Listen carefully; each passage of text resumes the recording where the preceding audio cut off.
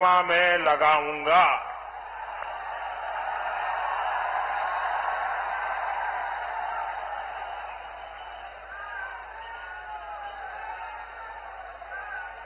मेरा अपना तो कोई परिवार है नहीं,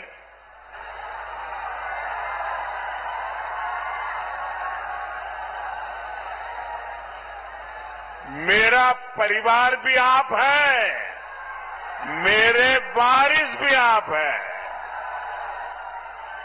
मेरा भारत, मेरा परिवार। और इसलिए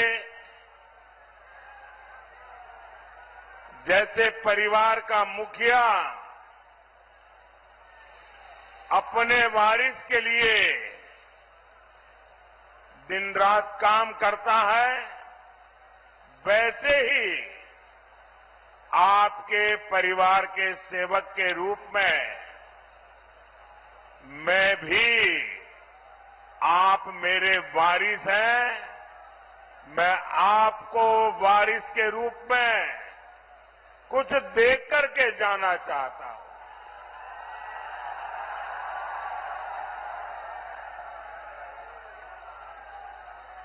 मुझे आपके क्षेत्र का विकास करना है, आपका विकास करना है, देश का विकास करना है, देश को विकसित बनाना है। साथियों, लखीमपुर खीरी, सीतापुर इलाके को यूपी का चीनी का कटोरा कहा जाता है।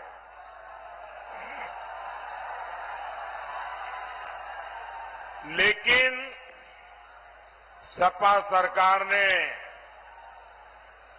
मेरे गन्ना किसानों की जिंदगी में कड़वाहट डोल दी। गन्ना चला जाता था, लेकिन बरसों तक किसान का भुगतान नहीं आता था। भुगतान होता भी था तो किस्तों में पैसे दिए जाते थे। ये सारी कमियां योगी जी की सरकार ने, भाजपा सरकार ने दूर कर दी है। हमने सपा बसपा के समय का करीब करीब सारा बकाया गन्ना किसानों को चुका दिया है। गन्ना किसानों को जितना पैसा सपा बसपा ने अपने 10 साल में दिया था, उससे ज्यादा पैसा योगी जी ने पिछले 7 साल में दे चुके हैं। आज गन्ने का मूल्य भी बढ़कर अब 370 रुपये प्रति क्विंटल हो गया है। यहां के किसानों को पीएम किसान सम्मान निधि के भी सैकड़ों करोड़ रुपये मिले हैं। ये इलाका केले की खेती का हब बने, इस पर भी हम तेजी से काम कर रहे हैं। साथियों, मोदी आप सभी किसानों के लिए कैसे काम कर रहा है, उसका एक उदाहरण है इथेनॉल।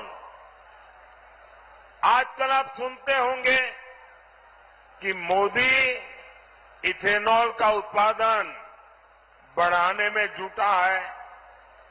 मोदी सिर्फ इथेनॉल का उत्पादन बढ़ा रहा है ऐसा नहीं, मोदी आपकी आय भी बढ़ा रहा है। गन्ने से केवल चीनी ही नहीं बनती, बल्कि गन्ने से इथेनॉल भी बनता है, और वो भी गन्ने की खोई से, जिसका कोई उपयोग नहीं होता।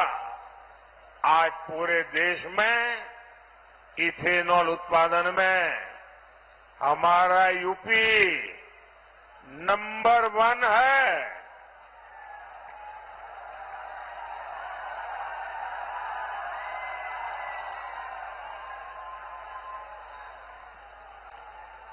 दस वर्षों में करीब 80,000 करोड़ रुपए इथेनॉल खरीद में किसान को मिले हैं। साथियों, मोदी देश के विकास के साथ ही स्थानीय स्तर पर होने वाले विकास कार्यों को भी उतनी ही प्राथमिकता देता है।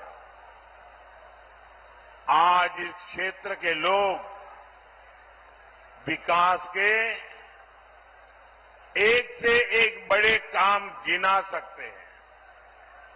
सीतापुर, लखनऊ, बरेली, दिल्ली हाईवे, पीलीभीत से बस्ती हाईवे, लखीमपुर धौरहरा निदासन से की सड़क, गोल्हा से शाहजहांपुर हाईवे, रेलवे कनेक्टिविटी के काम आज सीतापुर, लखीमपुर के लोग भी गर्व से कह सकते हैं कि हम किसी से कम नहीं है। इस इलाके को बाढ़ की त्रासदी से बचाने के लिए भी तेजी से काम चल रहा है। साथियों, 2014 के पहले 10 साल आपने कांग्रेस और इंडी गठबंधन की सरकार का काम देखा है। याद करिए, उन्होंने देश और प्रदेश का क्या हाल कर रखा था। ये इंडी गठबंधन वाले सुरक्षा एजेंसियों के हाथ पांव बांध कर रखते थे। देश की पुलिस, देश की एजेंसियों को आतंक के खिलाफ कार्रवाई नहीं करने दी जाती थी। यहां यूपी में भी यही हाल था। सपा सरकार में कितने ही शहरों में आतंकियों के स्लीपर सेल थे। आतंकी संगठन खुलेआम धमकी देते थे। सुरक्षा एजेंसियां बहुत मेहनत करके आतंकियों को पकड़ती थी, लेकिन सपा सरकार क्या करती थी? सरकार आतंकियों से मुकदमे वापस ले देती थी। अफसरों को कहा जाता था कि आतंकियों के खिलाफ चार्जशीट फाइल न करो। अफसरों पर दबाव बनाया जाता था कि आतंकियों को जमानत दिलवाओ, और जो अफसर जरा भी आनाकानी करते थे उनका ट्रांसफर हो जाता था, उनको सस्पेंड कर दिया जाता था।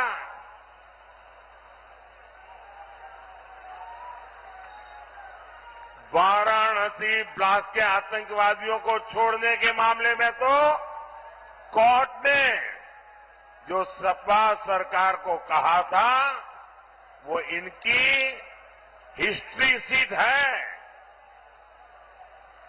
कोर्ट ने सपा सरकार से पूछा था क्या अब आतंकवादियों को पद्म भूषण देने का प्लान है क्या? इतना कुछ होता था, आखिर किसके लिए? इसका एक ही जवाब है, तुष्टीकरण के लिए, वोट बैंक के लिए। साथियों, तुष्टीकरण की राजनीति अब सपा कांग्रेस के साझादों के लिए अस्तित्व की मजबूरी बन गई है। पिछले 60 साल में गरीब ने कांग्रेस का तरसाने तड़पाने वाला राजनीति का खेल बराबर पकड़ लिया है। उसे हर लाभ के लिए इनकी पार्टी नेताओं के सामने गिड़गिड़ाना होता था। पिछले 10 साल में गरीब के दरवाजे योजना पहुंच रही है। सपा कांग्रेस ने एससी, एसटी, ओबीसी को भी चुनाव दर चुनाव वोट बैंक की तरह इस्तेमाल किया। अब मोदी की गारंटी एससी, एसटी, ओबीसी को भी हर योजना का लाभ पहुंच रहा है।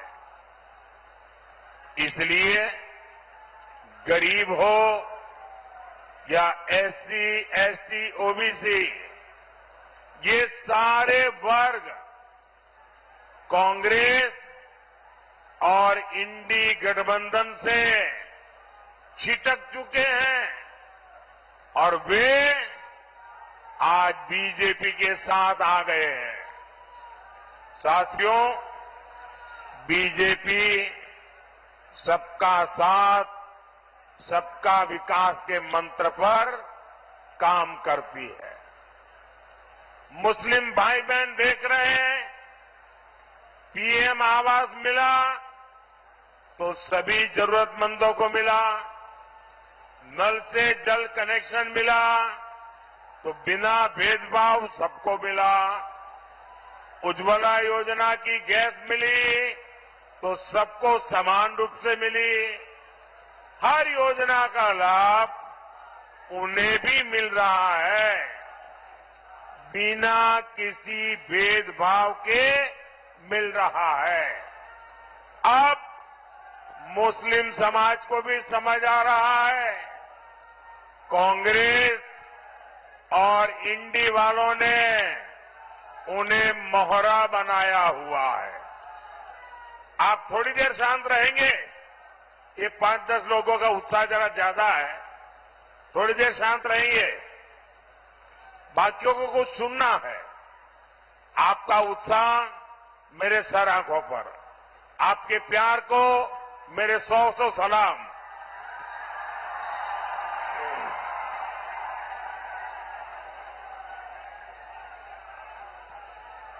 और साथियों, इसलिए अब मुस्लिम समाज भी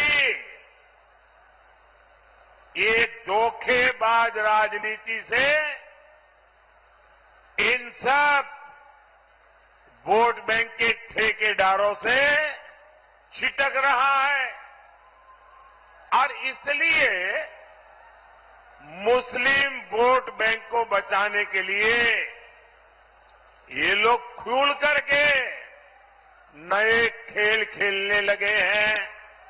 खुलेआम तुष्टीकरण करने के लिए निकले पड़े हैं। इन्होंने अपना घोषणा पत्र मुस्लिम लीग की छाप वाला घोषणा पत्र बना डाला है। साथियों, तुष्टीकरण की इसी कोशिश में ये लोग एक कदम और आगे बढ़ गए हैं। हमारे संविधान निर्माताओं ने हमारे बाबा साहब आम्बेडकर ने, इतना ही नहीं, खुद नेहरू जी ने 75 साल पहले जब संविधान बन रहा था तो साफ साफ कहा था कि भारत में धर्म के आधार पर आरक्षण नहीं होगा। लेकिन अब कांग्रेस और इंडी गठबंधन धर्म के आधार पर आरक्षण देने पर अड़े हुए हैं। वे देश को फिर एक बार तोड़ने के लिए जमीन तैयार कर रहे हैं, इसका उनको पता नहीं है। अब कर्नाटका का मैं उदाहरण देता हूं, ये सुनकर के आप चौंक जाएंगे। ये घटना आप गांव-गांव जाके बताना, कर्नाटका में क्या किया उन्होंने। जैसे पूरे देश में ओबीसी को आरक्षण मिलता है, वैसे कर्नाटका में भी मिलता है। 27% आरक्षण ओबीसी के लिए है। इन्होंने क्या किया, रातों रात एक फतवा निकाला, रातों रात एक ऑर्डर निकाला और उस पर थप्पा मार दिया। ऑर्डर क्या निकाला, उन्होंने कहा कि कर्नाटका में जितने भी मुसलमान हैं, वो पसबंदा है कि नहीं है, वो अगड़ा है कि नहीं है, वो सैयद है, पठान है, कौन है, कोई भी, हर मुसलमान को रातों रात ओबीसी बना दिया। एक कागज निकालकर वो रातों रात ओबीसी बन गए। अब हुआ क्या, जी ओबीसी को 27% आरक्षण मिलता था, उसमें ये नए ओबीसी आ गए, रातों रात आ गए, और उन्होंने जो पहले जिनको आरक्षण का लाभ मिलता था उसमें डाका डाला, लूट चलाई, पिछले दरवाजे से चोरी की। ये करके उन्होंने जो सालों से ओबीसी परेशान है, उनको जो मिलता था वो भी लूट लिया। अब उनका इरादा है जो कर्नाटका में किया वही पूरे हिंदुस्तान में करेंगे।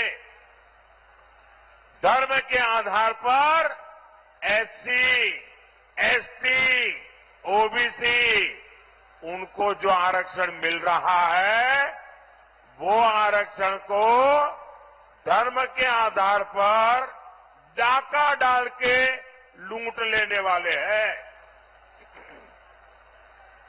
क्या इससे हमारा पासी भाई बहन, हमारे कुर्मी भाई बहन, हमारे यादव भाई बहन, हमारे लोधी भाई बहन, हमारे दलित भाई बहन, हमारे शाक्य भाई बहन, हमारा कुशवाहा भाई बहन, इन सब का रातों रात लूट जाएगा? इतने सालों से जो हक आपको मिला है उसमें डाका डालने का खेल चल रहा है। भाइयों बहनों, मैं आज आपको गारंटी देने आया हूं। मैं आज आपको गारंटी देने आया हूं, जब तक मोदी जिंदा है,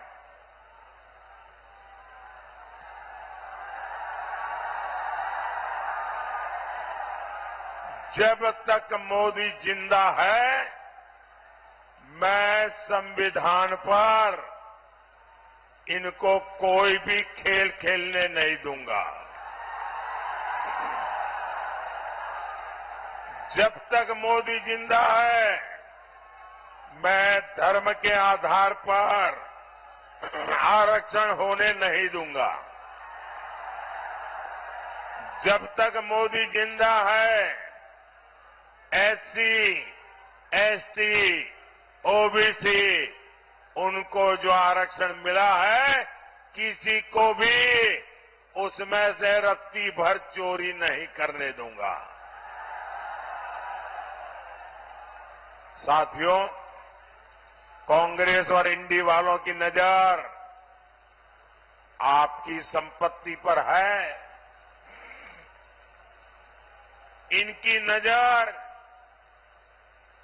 आपके घर, आपके मकान, आपका खेत, आपके पास कोई नकद रकम है, कैश है तो वो, आपके घर में कोई गहने हैं, जेवर है, शादी में आपके परिवार की महिला अपने मायके से जो स्त्री धन लाई है, मंगलसूत्र है, ये सारे पर ये इंडी वालों की, सपा कांग्रेस की नजर है। और वो खुलेआम कहते हैं कि आपके पास जो है उसका एक्सरे निकालेंगे, एक्सरे। मैंने तो कांग्रेस वालों के दिमाग का एक्सरे निकाल दिया है। वे आपका एक्सरे निकालेंगे और आपके पास जो अतिरिक्त संपत्ति है उसको वो लूट लेंगे और कहते हैं कि ये संपत्ति लेकर के हम उसको बांटेंगे। किसको बांटेंगे? मनमोहन सिंह जी जब प्रधानमंत्री थे तब उन्होंने कहा था कि हमारे देश की संपत्ति पर पहला अधिकार मुसलमानों का है। ये डॉक्टर मनमोहन सिंह जी कह के गए हैं।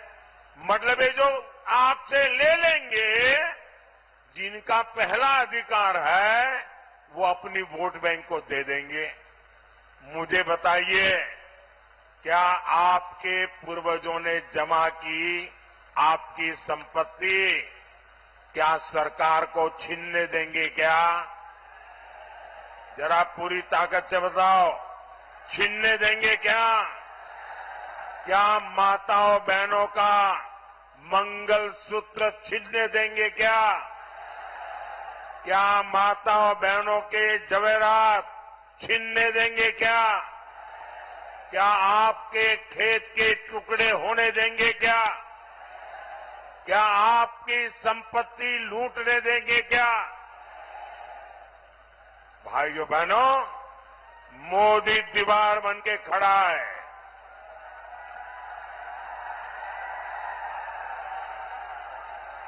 आप मुझे बताइए, आपको लूटने के इरादे जिनके मन में है, क्या ऐसे लोगों को वोट देना चाहिए क्या? ऐसे लोगों को घर वापस भेजना चाहिए कि नहीं? चुन चुन करके साफ करना चाहिए कि नहीं? हर पोलिंग बूथ में साफ करना चाहिए कि नहीं? ज्यादा से ज्यादा बीजेपी एनडीए को वोट दे करके इनका सफाया करना चाहिए कि नहीं करना चाहिए? साथियों, आज मैं सपा, कांग्रेस और इंडी गठबंधन से एक और बात जानना चाहता हूं। वे लोग दावा करते हैं कि सत्ता में आए तो धारा 370, आर्टिकल 370 को वापस लाएंगे, ये कश्मीर का चुनाव जीतने के लिए। ये कहते हैं कि धारा 370 हम वापस लाएंगे। ये लोगों ने बाबा साहब आंबेडकर का ऐसा अपमान किया है। बाबा साहब आंबेडकर संविधान पूरे हिंदुस्तान के लिए बनाया था, लेकिन ये कांग्रेस वालों ने संविधान पूरे हिंदुस्तान में लागू नहीं किया। जम्मू कश्मीर में भारत का संविधान लागू नहीं था, वहां दलितों को आरक्षण नहीं मिलता था, वहां आदिवासियों को आरक्षण नहीं मिलता था। वहां ओबीसी को आरक्षण नहीं मिलता था। ये 370 दीवार थी, ये मोदी ने आकर के ये 370 को कब्रिस्तान में गाड़ दिया है। अब ये कहते हैं हम 370 निकालेंगे, क्या 370 निकालने देंगे क्या? ये 370 निकालने देंगे क्या? भाइयों बहनों, वो गड्ढे में से दोबारा 370 निकाल नहीं सकते और न ही देश पर माथे पर मार सकते हैं। वो कह रहे हैं ये मोदी जो मुफ्त राशन दे रहा है, गरीबों का घर का चूल्हा जलता रहे, इसलिए मोदी की गारंटी है ये मुफ्त राशन योजना चालू रहेगी, ताकि गरीब का घर का चूल्हा जलता रहे, गरीब का बच्चा भूखा नहीं सोना चाहिए। अब ये कहते हैं कि हम इस योजना को भी खत्म कर देंगे। मोदी जो गरीबों को मुफ्त इलाज की योजना चलाता है, ये कहते ये भी खत्म कर देंगे। मोदी जो वंदे भारत ट्रेन चालू किया है, बोले वो भी बंद कर देंगे। मैं गोला गोकर्णनाथ की पवित्र भूमि और छोटी काशी की इस धरती से सवाल उठा रहा हूं।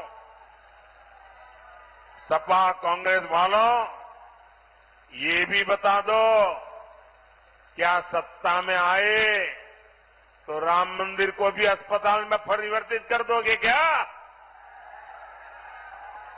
क्या काशी के विश्वनाथ कॉरिडोर जो बना है, क्या उस ऊपर भी बुलडोजर चला दोगे क्या?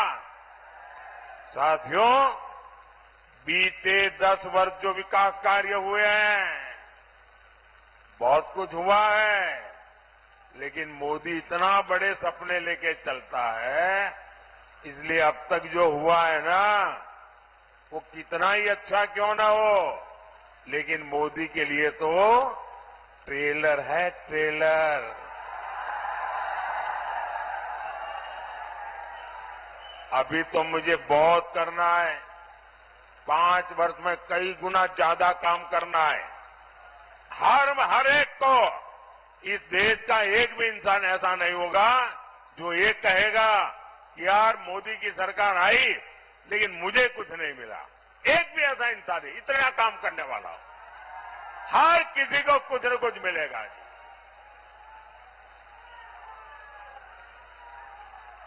मुझे केले के तने से फाइबर बनाने वाली धौरहरा की बहनों के समूह को और मजबूत करना है। मुझे 3 करोड़ बहनों को लखपति दीदी बनाना है। काम बड़ा है, लेकिन मोदी को छोटे काम की आदत ही नहीं है। नमो ड्रोन दीदी बनाकर बहनों को और सशक्त करना है। दुधवा नेशनल पार्क को इको टूरिज्म मैप का ब्राइट स्पॉट बनाना है। ऐसे हर विकास कार्य के लिए मैं आपसे आशीर्वाद मांगने आया हूं, और आशीर्वाद देने का सरल उपाय है बीजेपी एनडीए के उम्मीदवारों को वोट देना।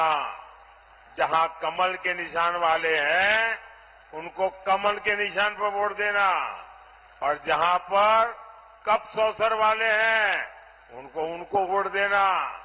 साथियों, आपको 13 मई को धौरहरा से हमारी बहन रेखा अरुण वर्मा जी को, सीतापुर से हमारे साथी राजेश वर्मा जी को, और खीरी सीट से हमारे साथी अजय मिश्रा टेनी जी को भारी बहुमत से संसद में भेजना है। और आप जब इनको वोट देंगे ना, वो सीधा सीधा मोदी के खाते में आने वाला है। गर्मी कितनी क्यों न हो, मतदान ज्यादा से ज्यादा करेंगे, ज्यादा से ज्यादा मतदान करेंगे, पुराने सारे रिकॉर्ड तोड़ेंगे, पोलिंग बूथ को जीतेंगे। अच्छा, मेरा एक और काम करेंगे, मेरा पर्सनल काम है, करेंगे। यार ठंडे पड़ गए यार, ऐसा चलता है क्या? मैं आपके घर आया हूं और कह रहा हूं मेरा काम करोगे, सबके सब अगर हाथ ऊपर करके बताओ तो बताऊंगा। मेरा एक काम करोगे, पक्का करोगे? एक काम करना, घर घर जाना, जितने लोगों के घर जा सकते हो जाना, और जाकर के कहना अपने मोदी जी आए थे, मोदी जी ने आपको राम राम कहा है। मेरा राम राम पहुंचा देंगे, हर परिवार में पहुंचा देंगे। जब मेरा राम राम पहुंचेगा ना, तो उस परिवार के मुखिया मुझे आशीर्वाद देंगे। जब उनका मुझे आशीर्वाद मिलेगा ना, तो मुझे एक नई ताकत मिलेगी, नई ऊर्जा मिलेगी आपके लिए काम करने के लिए। मेरे साथ बोलिए, भारत माता की, भारत माता की, भारत माता की। बहुत बहुत धन्यवाद।